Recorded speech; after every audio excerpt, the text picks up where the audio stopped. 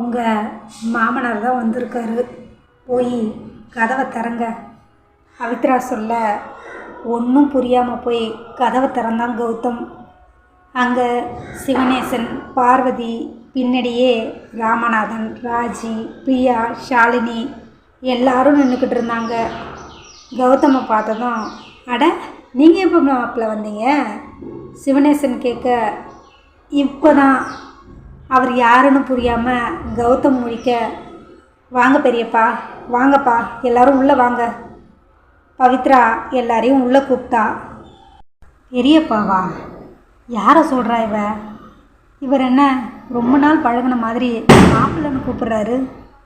எல்லாரும் உட்காருங்க, நான் தண்ணி எடுத்துக்கிட்டு வரேன். பவித்ரா உள்ளே போக பின்னாடியே, யாரடி பெரியப்பான்னு கூப்பிட்ற? எங்கள் பெரியப்பாவை தான். யார் உனக்கு பெரியப்பா? உங்களுக்கு என்ன தெரியணும்? இப்போது இங்கே என்ன நடக்குதுன்னு தெரியணும். போய் உட்காருங்க, வந்து சொல்கிறேன். அட, பவித்ரா தண்ணி எடுத்துக்கிட்டு வருவா, நீங்கள் வந்து உட்காருங்க மாப்பிள்ள. அடுத்த 5 நிமிஷத்துலேயே அர்ஜுன், மரகதம், யசோதா எல்லாரும் வர, எல்லாரும் வாங்க, எல்லாரையும் உட்கார சொல்லிவிட்டு, பவித்ரா டீ போடுமா ராமநாதன் சொல்ல, சரிங்க பெரியப்பா, கொஞ்சம் நேரம் வெயிட் பண்ணுங்கள், நான் போய் பால் வாங்கிட்டு வந்துடுறேன். ஏய் நீ இரு, நான் போயிட்டு வரேன். கௌதம் அங்கேருந்து ஓடிட்டான். வெளியில் போய் பவித்ரா நம்பருக்கு ஃபோன் பண்ண, பவித்ரா ஃபோனை அட்டன் பண்ணி, அங்கே என்ன தாண்டி நடக்குது? பவித்ரா கொஞ்சம் தள்ளி போய் அஸ்கி வாய்ஸில், பாலை வாங்கிட்டு சீக்கிரம் வீட்டுக்கு வந்து சேருங்க, எனக்கு இப்போது அங்கே என்ன நடக்குதுன்னு தெரிஞ்சாகணும். நீங்கள் இங்கே வந்தால் தானே சொல்ல முடியும். இல்லை நீ சொல்லு, நான் அப்புறமா வரேன். இப்போது நீங்கள் இங்கே வரப்போகிறீங்களா, இல்லை கொஞ்ச நேரத்துக்கு முன்னாடி நடந்தது எல்லாத்தையும் எங்கள் பெரியப்பா கிட்டேயும் அப்பா கிட்டேயும் சொல்லவா? சமயம் பார்த்து என்னை பழி வாங்குறியா? இருடி, உனக்கு வச்சுக்கிறேன். உங்களால் என்னை ஒன்றும் பண்ண முடியாது. இன்னும் 5 நிமிஷத்தில் நீங்கள் வரல, நான் எல்லாத்தையும் எல்லார்கிட்டேயும் சொல்லிடுவேன். என்னடி மிரட்டுற? நேற்று வரைக்கும் நான் உங்கள் லவ்வர், இந்த நிமிஷம் நான் உங்கள் ஒய்ஃபு. தாலியை மட்டும் எடுத்து வெளியில் காமிச்சேன்.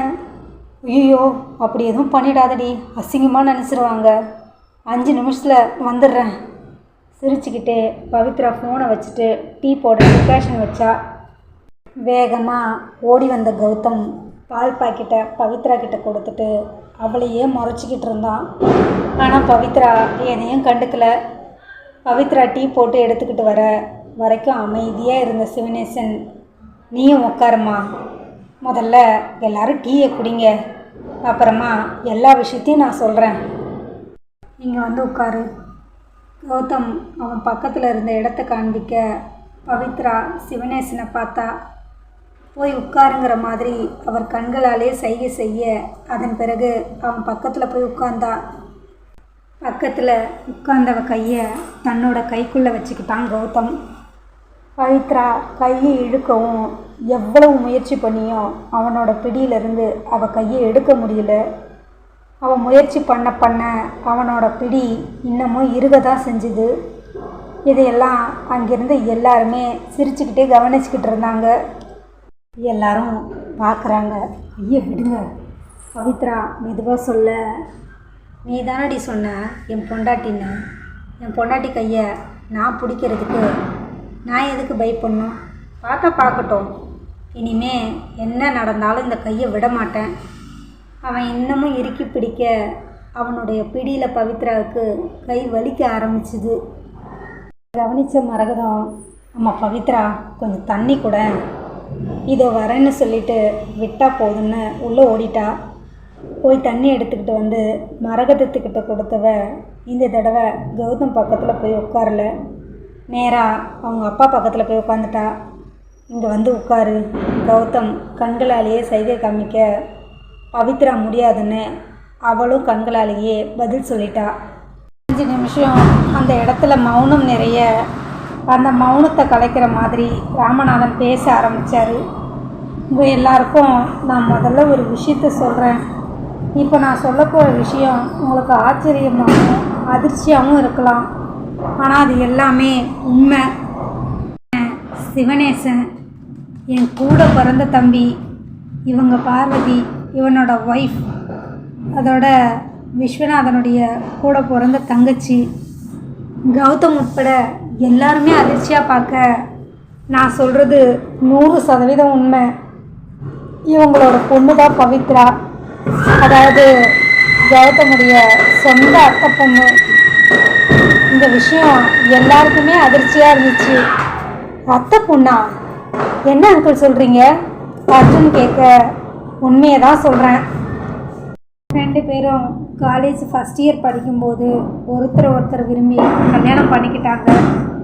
அது உங்கள் அப்பாவுக்கு பிடிக்கல. உங்கள் அப்பாவுக்கு பயந்து 2 பேரும் பெங்களூரில் போய் செட்டில் ஆகிட்டாங்க. அதன் பிறகு ரொம்ப வருஷம் கழித்து ஒரு தடவை உங்கள் அப்பாவை பார்க்க வரும்போது ரொம்ப அசிங்கமாக பேசி அவங்கள அனுப்பிட்டார். 2 பேருக்கும் ரொம்ப வருஷம் குழந்தை இல்லை. தவமிருந்து பிறந்தவ தான் பவித்ரா. பெங்களூர் போன பிறகு தம்பி ஒய்ஃப் 2 பேரையும் மேலே படிக்க வச்சு அங்கேயே நல்ல வேலையும் வாங்கி கொடுத்துட்டேன். அவங்க நல்லபடியாக பெங்களூரில் செட்டில் ஆகிட்டாங்க. என் தங்கச்சிக்கும் கல்யாணம் பண்ணி கொடுத்தேன். ஒரு விபத்தில் அவங்க 2 பேருமே இறந்து போயிட்டாங்க. அவங்களோட பொண்ணு ஷாலினியை நானே கூட்டிகிட்டு வந்து என் பொண்ணாகவே வளர்க்க ஆரம்பித்தேன். ஒவ்வொரு மாதமும் 3வது சனிக்கிழமை என் தம்பி வீட்டுக்கு போய் வருவேன். இந்த விஷயம் இது வரைக்கும் என் ஒய்ஃபுக்கு கூட தெரியாது. அவங்களை எந்த நல்லது கெட்டதுக்கும் நான் இங்கே வரக்கூடாதுன்னு சொல்லிட்டேன். நீங்கள் சொல்கிற அளவுக்கு அப்பா ஒன்றும் மோசமான ஆள் இல்லையே. அப்படியே இவங்க வந்திருந்தா என்ன பண்ணியிருப்பாரு? அர்ஜுன் கேட்க, உனக்கு புரியல அர்ஜுன். ஒருத்தவங்கள உடம்பால் காயப்படுத்துறத விட மனசால் காயப்படுத்துறது ரொம்பவே பாதிக்கும். ஆனால் புதுசில் உங்கள் அப்பா ரொம்பவே அசிங்கமாக பேசிட்டாரு. ரொம்ப வருஷத்துக்கு அப்புறம் ஒரு தடவை பெங்களூரில் எதேச்சியாக கௌதமோட உங்கள் அப்பாவையும் இவங்க பார்த்துருக்காங்க. அப்போது அவர் சொன்ன வார்த்தை என்ன சொன்னார்? நீங்கள் சோத்துக்கு பிச்சை எடுத்தால் கூட என் வீட்டு பக்கம் வரக்கூடாதுன்னு சொல்லிட்டாரு. அது கூட பரவாயில்ல, பவித்ரா குழந்தை, ஒரு பொண்ணை வச்சு என் சொத்தை அடைய முடியல, இந்த பொண்ணை வச்சு என் சொத்தை அடைய நினைக்காதுன்னு சொன்னார்.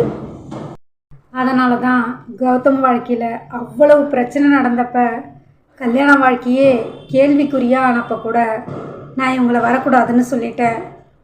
அப்போது இவங்க உங்கள் தம்பியை கல்யாணம் பண்ணிக்கிட்டது எங்கள் அப்பாவுக்கு தெரியுமா தெரியாதா? தெரியும். ஆனால் உங்கள் அப்பா அந்த கோவத்தை எப்போவுமே என் மேலே காமிச்சதில்லை.